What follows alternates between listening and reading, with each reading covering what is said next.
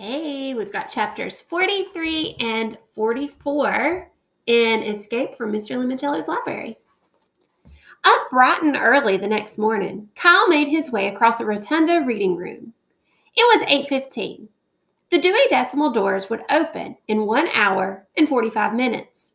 The game would be over in less than 4 hours. Kyle was totally pumped.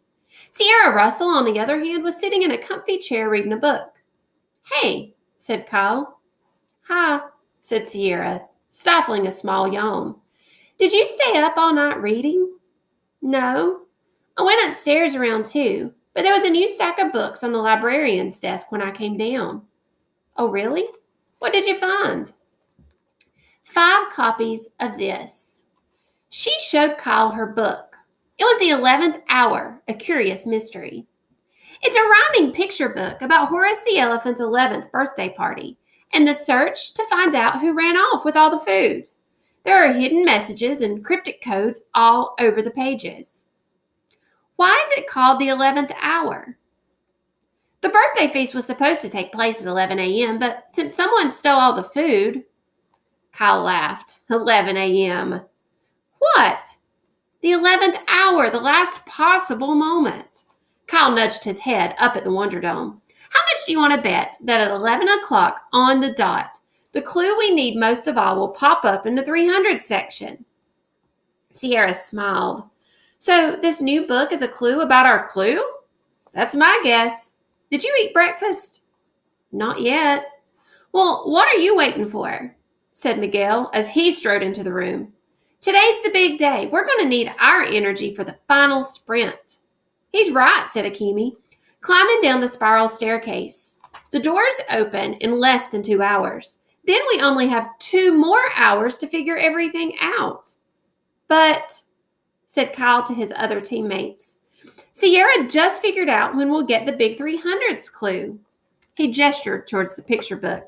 "At the last possible minute." "What?" said Akemi. 11:59? "Close. 11 o'clock. "Awesome," said Miguel. "It must be a very good clue." Kyle and his team went into the cafe, where they found Haley Daly seated at a table, eating half of a grapefruit and staring blankly through the glass walls into the rotunda. "Hey, Haley," said Kyle. "How's it going?" "Not bad. You?" "Good. Win or lose, we're having a blast." "We're the fun bunch," said Akemi.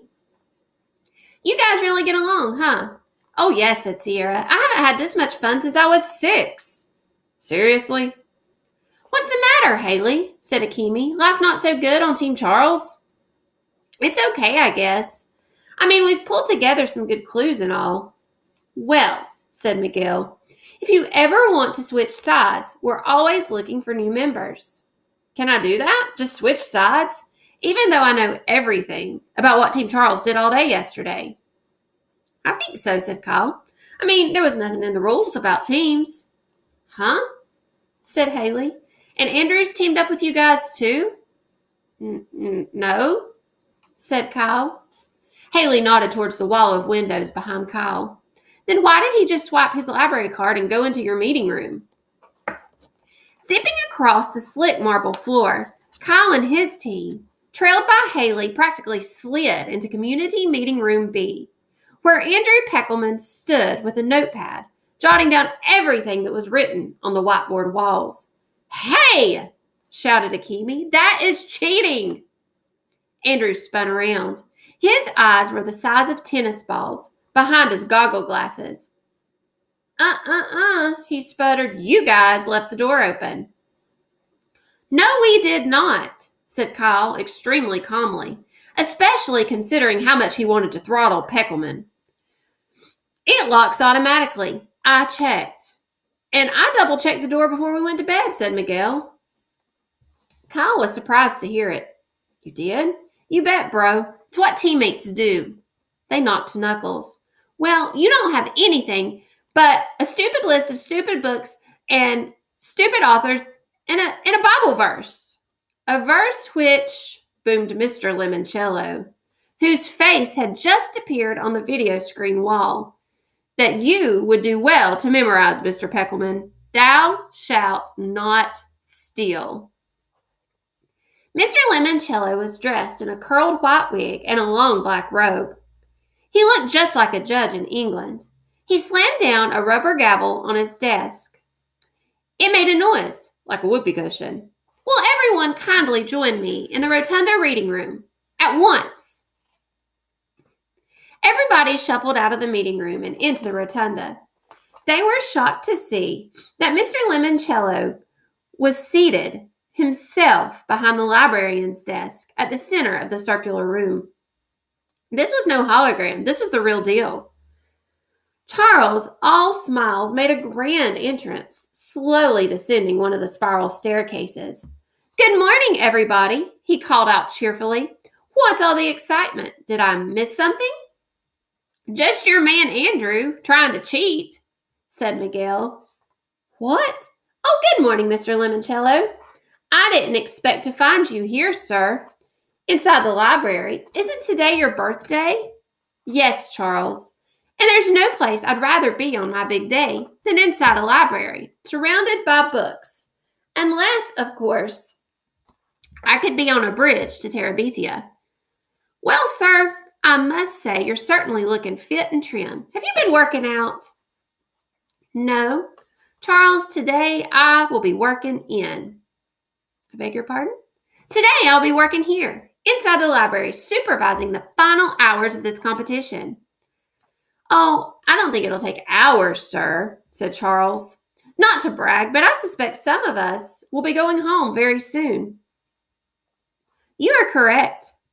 For instance, Mr. Peckelman. He will be leaving right now. What? whined Peckelman. Why? Because you cheated. You tried to steal the other team's hard-earned information. Peckelman's eyes darted back and forth.